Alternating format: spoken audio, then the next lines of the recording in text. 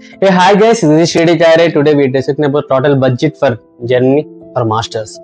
So నేను last వీడియోలో నేను ఏపీఎస్ కోసం చెప్పాను, చాలా వాడు చూసి చెప్పాను. బట్ దీనిలో నేను బడ్జెట్ చెప్తాను, సింపుల్గా మీకు అర్థమైపోతుంది.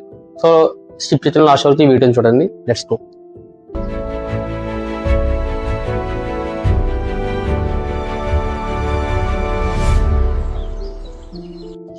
హే హాయ్, బడ్జెట్ వచ్చేసరికి మీకు ఫస్ట్ వచ్చేసి ఏపీఎస్ లో వచ్చేసరికి మీకు 18,000 రూపీస్ స్పెండ్ చేస్తారు. తర్వాత ఐఎల్స్ వచ్చేసరికి మీరు ఇంకో 18,000 రూపీస్ స్పెండ్ చేస్తారు.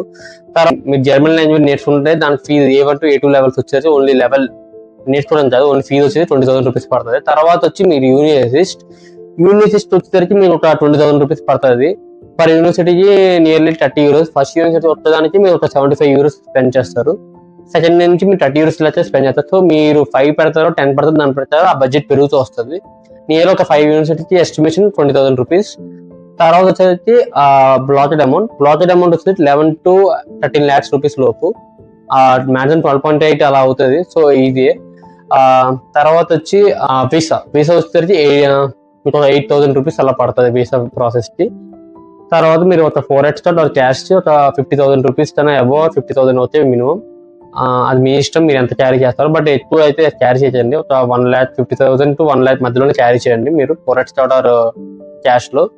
తర్వాత ఫ్లైట్ టికెట్ బడ్జెట్ వచ్చేసరికి మీరు ఒక 50,000 నుంచి ఒక 80,000 రూపీస్ మధ్యలో వేసుకోండి. ఫైనల్ గా 13 to 15 lakhs. సో సింపుల్ గా మీరు ఒక 15 to 16 lakhs పట్టుకుంటే మీరు షాపింగ్ అవన్నీ కలిపి మీరు ఈజీగా జర్నీకి మాస్టర్ ప్లాన్ చేసుకోవచ్చు. ఎగ్జామ్ ఫీజు, మీ అదర్ కోర్సెస్ అండ్ మీరు షాపింగ్ అని కలిపి 15 to 16 lakhs అయిపోతుంది ఈజీగా.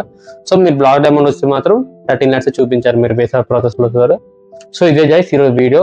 Do like and subscribe and share also. Do follow in Instagram also guys. So thank you guys. See you. By.